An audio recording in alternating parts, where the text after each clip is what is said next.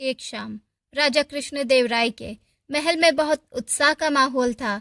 राजकोष पूरे राज्य में सबसे सुरक्षित स्थानों में से एक स्थान माना जाता था।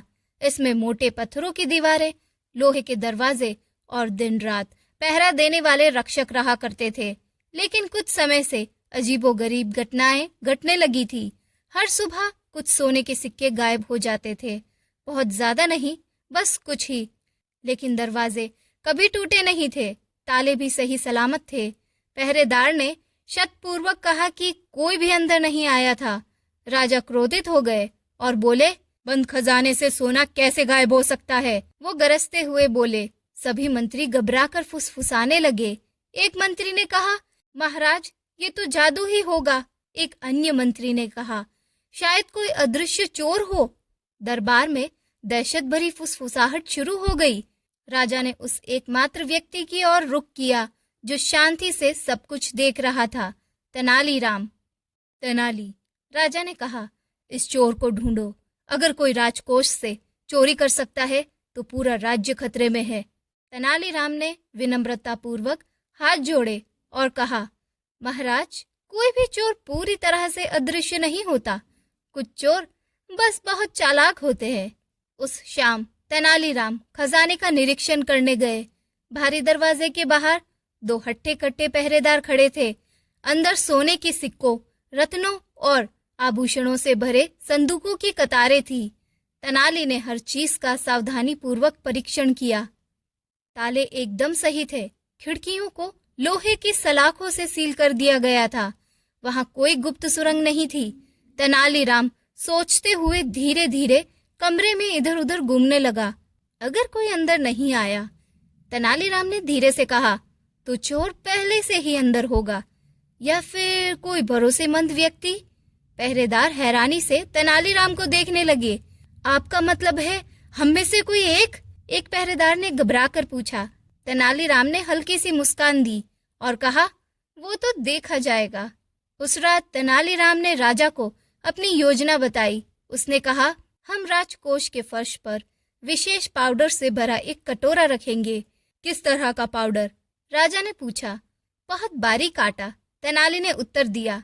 राजा असमंजस में देख रहे थे। आटा? तेनाली ने सिर हिलाया। जी हाँ महाराज, सुबह तक हमें सच्चाई पता चल जाएगी। इसीलिए पहरेदारों ने खजाने के पूरे फर्श पर आटे की एक पतली परत फैला दी। एक भी पद्दची नजरों से नहीं बच सकता था। फिर दरवाजे दोबारा बंद कर दिए गए। सभी लोग सुबह का बेसब्री से इंतजार कर रहे थे। अगली सुबह जब दरवाजे खुले तो सभी दरबारी अंदर घुस गए। आटा अभी भी वही था, चिकना, अछूता, कोई पदचिन्ह नहीं। लेकिन एक बार फिर कुछ सोने के सिक्के गायब थे। मंत्रियों ने हैरानी से सांस ली। अब तो पक्का हो गया, एक चिल्लाया। ये सचमुच एक अदृश्य चोर है। अदृश्य नहीं, बस बहुत छोटा सा। सभी लोग हैरानी से उसकी ओर देखने लगे। छोटा? राजा ने पूछा। तेनाली ने कमरे के एक कोने की ओर इशारा किया।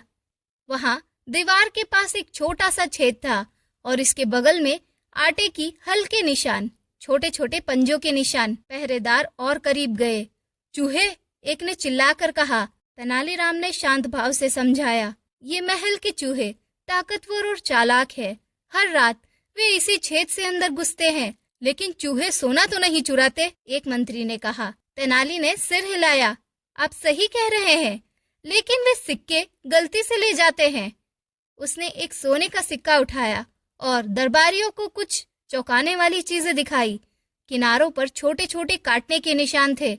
तेनाली ने कहा, चूहे सिक्कों को खाना समझकर उन्हें चबाने की कोशिश करते रहे और जब वो असफल हो जाते थे तो उन्हें वापस अपने बिल में घसीटते हुए ले जाते थे। पहरेदारों ने झटपट गड्ढा खोदा। अंदर उन्हें चूहों के सुरंग में गहराई में छिपा हुआ सोने के सिक्कों का एक छोटा सा ढेर मिला और ये नजारा देख सभी दरबारी जोर जोर से हंसने लगे। राजा कृष्णदेव राय ने सिर हिलाया और हंस पड़े। तो वो महान अदृश्य चोर असल में लालची चूहों का एक समूह मात्र था।